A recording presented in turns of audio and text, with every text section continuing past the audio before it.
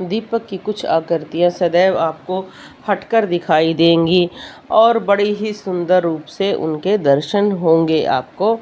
तो अगर दीपक पर इस तरह की आकृति बनी दिखाई दे रही है तो ये काफ़ी शुभ और पवित्र अच्छी आकृति है। यह आपके साथ शक्तियों को जोड़ेगी और हनुमान जी की कृपा आप पर बनेगी और दूत का आगमन होगा। जो जानते हैं कि दूत किन्हें कहा जाता है, दूत ऐसे आत्माओं को कहा जाता है जो शरीर छोड़ने के बाद भगवान के चरणों में रहती हैं। जहाँ पर जैसे अगर कोई मेहंदीपुर बालाजी गया है तो वहाँ पर कहा जाता है कि हनुमान जी आपसे अगर खुश होते हैं तो अपना एक दूत देते हैं। आपको एक से भी ज़्यादा दूत प्राप्त हो सकते हैं अगर आप उस चीज़ के योग्य होंगे। आपके जीवन में अगर उस चीज़ की आवश्यकता होगी तो आपको वो प्राप्त हो सकते हैं। उनका क्या कारण होता है कि मेहंदीपुर बालाजी में अनेकों असंख्य अतृप्त आत्माएं होती हैं, जिन्हें बालाजी के शरण में, प्रेतराज जी की शरण में, भैरव जी की शरण में, कोतवाल जी की शरण में, माता काली के शरण में, गोरखनाथ जी की शरण में, पंचमुखी हनुमान जी, शमशान हनुमान जी और शमशान काली, शमशान भैरव ऐसे स्थानों पर छोड़ा जाता है और धीरे धीरे उन्हें उस योग्य किया जाता है। ये कह सकते हैं कि प्रभु की शरण में रहकर वो ऐसे हो जाते हैं कि जब भी कोई भगत आता है तो जब पर उस पर विशेष कृपा होती है तो उन्हें एक दूत मिल जाता है। यह दूत आपको प्रभु की शक्तियों से जोड़ता है, आपको होने वाली भविष्य की घटनाओं के बारे में बताता है, आपको क्या क्या करना चाहिए इस बारे में भी बताते हैं।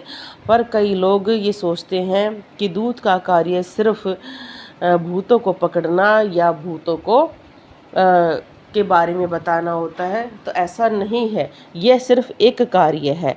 दूत के बहुत सारे कार्य होते हैं। एक दूत एक ऐसी आत्मा होती है जो अगर किसी के पास आती है तो वो उद्धार करते हैं। उस घर में जितनी भी जीव आत्मा हैं उनका साथ देते हैं, उन्हें होने वाली अशुभ घटनाओं या बुरी चीज़ों से बचाने की कोशिश करते हैं। प्रभु की शरण में आपको और ज़्यादा लेकर जाते हैं, आपके मन में बड़े अच्छे विचार जागृत करते हैं। और कई बार कई लोग ये कहते हैं कि जब जागरण होता है तो वो उसमें खेलते हैं, डांस करते हैं। तो ये क्या चीज़ है? देखो, जब हम प्रभु की शरण में या प्रभु के ध्यान में बहुत ज़्यादा लीन हो जाते हैं तब हमारे शरीर में ऊर्जा हमें इतनी महसूस होती है कि हमारा शरीर हिलने लग जाता है। तो वो एक चीज़ पाखंड नहीं होता है। पाखंड करने वाले पाखंड भी करते हैं, पर कई अवस्था में वो पाखंड नहीं होता है। जैसे एक बच्चा खुशी से खेलता है, ऐसे ही एक भगत में जब उसे अपने देवता के दर्शन होते हैं तो वो खुशी से खेलता है और दूत के आगमन की जो उसमें उसे महसूस होता है, उसकी खुशी में उसका शरीर खेलता है और पूरा उसको उस टाइम इतना ज़्यादा खुशी मिलती है कि वो अपने मान अपमान की कोई परवाह नहीं करता है, चाहे कोई कुछ भी कहे। हाँ, कई लोगों ने इस चीज़ को बहुत ज़्यादा आगे बढ़ा दिया है, उस पर वीडियोस बनाई हैं और उस पैटर्न को फॉलो कर कर के एक्ट करना शुरू कर दिया है, जिसकी वजह से वो पाखंड का रूप धारण कर चुका है। जैसे हरियाणा में एक कहा जाता है कि एक चीज़ अगर कोई करता है, अगर वो फेमस हो जाए तो बहुत सारे लोग करना शुरू कर देते हैं। जैसे हरियाणा में बहुत साल पहले एक लेडीज़ ने सोचा कि गांव में है, काम ज़्यादा करना पड़ रहा है, तो उसने अपनी चोटी खुद काट ली और कहा कि मुझे तो किसी चुड़ैल ने मेरी चोटी काट ली है और मुझसे काम नहीं हो रहा है।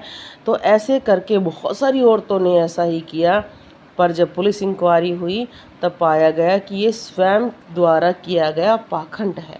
ऐसे ही कई लोग किसी को खेलता हुआ देखते हैं तो उन्हें लगता है कि हम इसकी कॉपी करके, नकल करके फेमस हो जाते हैं। तो वो दूत का अपमान करते हैं। उनके पास कोई दूत नहीं होता है, कोई शक्तियाँ नहीं होती हैं और वो वैसा ही करते हैं। और थोड़े दिन में जब उनका पाखंड बाहर आता है तो बहुत सारे लोग भी उससे दुखी होते हैं, क्योंकि उनकी आस्था जुड़ जाती है।